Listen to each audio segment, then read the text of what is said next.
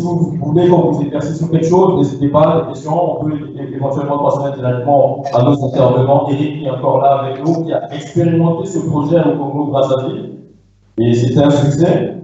Donc, oui. Tout à fait, et puis je me permets aussi de préciser que j'ai un passé d'enseignant. J'ai fait 20 ans dans l'éducation nationale française avant de créer ma société en 2000.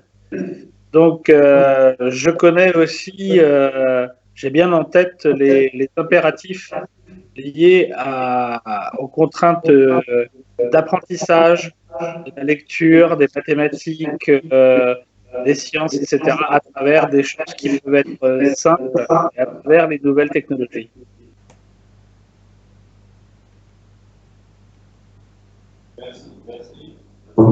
Merci Eric, merci beaucoup.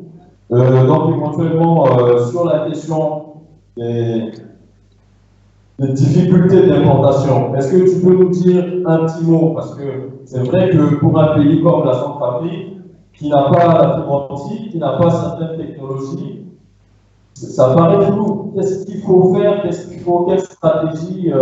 Alexandre, tu nous écoutes également, parce que nos partenaires, nos invités, les gens qui sont susceptibles de nous donner un coup de pouce, ont peut-être besoin d'éclaircissement sur ces questions-là. Rapidement, ce qu'on peut dire à ce moment-là, c'est que justement le système de valise nous permet d'avoir une grande autonomie et un simple groupe électrogène permet de recharger la valise avec toutes ses tablettes et son serveur et d'ensuite pouvoir être transporté où on veut, sans électricité, indépendamment des coupures possibles et pouvoir fonctionner pendant 5 heures. Et toutes les informations qui vont être faites, que ce soit des exercices pédagogiques, que ce soit des exercices mathématiques, de français, de lecture, de questions-réponses, de petits reportages photos, de petits reportages vidéo, tout ça pourra être conservé dans le serveur en question. Et lorsqu'on aura à nouveau du courant pour pouvoir recharger tout ça, on pourra l'exploiter, mais c'est parfaitement indépendant déjà de la source d'énergie, ce qui est très important. Ensuite, avec le côté communication GSM lié au smartphone, mais là, on va pouvoir permettre une communication même légère de quelques données, mais par le biais de 3G et de la 4G. Merci. Bon, merci.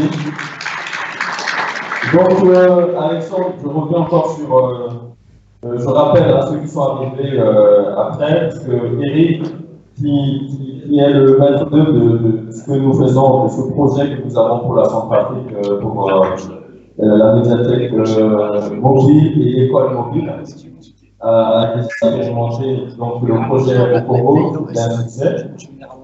Et nous avons également en ligne Alexandre Dallo-Béfio, qui est expert auprès du cabinet Ndara Finance, un cabinet constitué de plusieurs experts de la diaspora africaine qui agissent en Afrique et qui est en quelque sorte un incubateur de sociétés, de projets en Afrique. Alors, qu'est-ce que vous pouvez dire aux gens qui sont là? Merci de me donner la parole. Pour soit réel, soit complété à partir de demain. Ok, vous m'entendez? Allô? Est-ce que vous m'entendez? William, excuse-moi, c'est Fabrice. Allô? Que tu coupes le micro quand c'est uniquement. Allô? Vous avez des statistiques par rapport à cela? Ça a généré au niveau de l'éducation nationale? Quel rapport ça a donné au niveau de l'éducation nationale au Congo-Brazzaville? D'accord. D'accord.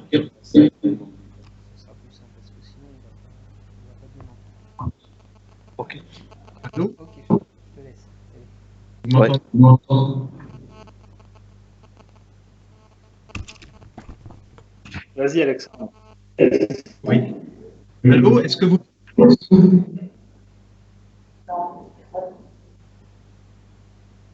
Pas de retour. Hein. Là, c'est bon. Là, c'est bon. Très bien. Donc, alors, je remercie déjà l'intervention très explicite et je vais juste la compléter d'autres aspects de cette éducation que nous avons reliés au projet donc AWEL, à savoir faire disposer à tout un chacun en Centrafrique un accès à une bibliothèque mondiale. Donc, on a parlé de bibliothèque mobile, mais en fait, c'est un accès à World Reader, qui est un serveur en fait de bibliothèque mondiale qui sera accessible à travers le matériel que pourra mettre en place dans le pays. Je pense qu'une des meilleures écoles, en plus de celle didactique, est bien la lecture. Et si nous pouvons faire accéder tout le monde aux livres, je crois qu'on aura gagné une grande étape. Je veux simplement dire qu'il y a toujours des voies et des solutions pour rendre adaptées les technologies que nous avons à nos pays. Et dans ce projet AWEL, il y a vraiment le souci justement d'intégrer ces technologies dans la meilleure conformité aux contraintes que nous avons chez nous, à savoir, comme l'a dit Eric, l'électricité, le manque d'infrastructures et tout ces lacunes qui font que nous n'arrivons pas à accéder à l'éducation par les voies normales. Je pense que la solution que AWEL, avec notre contribution, apporte, donnera justement, rattrapera ce fossé que Madame la Ministre a si justement souligné d'être les avant-derniers. Et je finirai simplement en disant que les premiers ne seront pas toujours les premiers, que les derniers seront peut-être les premiers. Merci.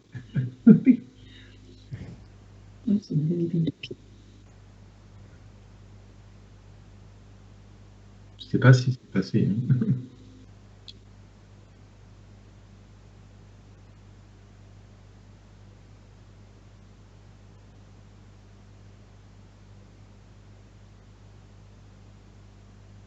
En fait, je sais pas, vous m'entendez?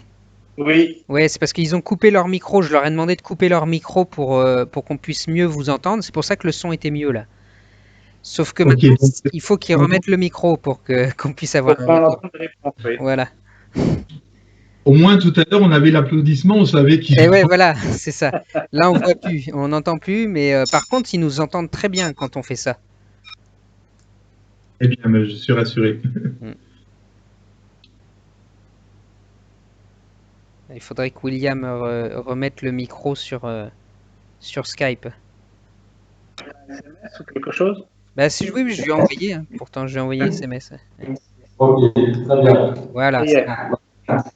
Oui, Madame la Présidente, je pense que nous avons fait le tour et malheureusement, nous devons continuer donc, dans le programme de cette soirée. Ok.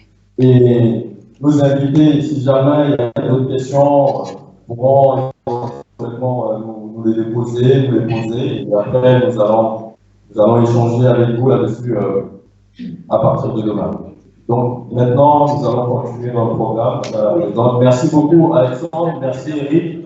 On vous souhaite un très bon week-end, une bonne soirée et à très très bientôt. On va danser pour vous également, hein, ça c'est sûr.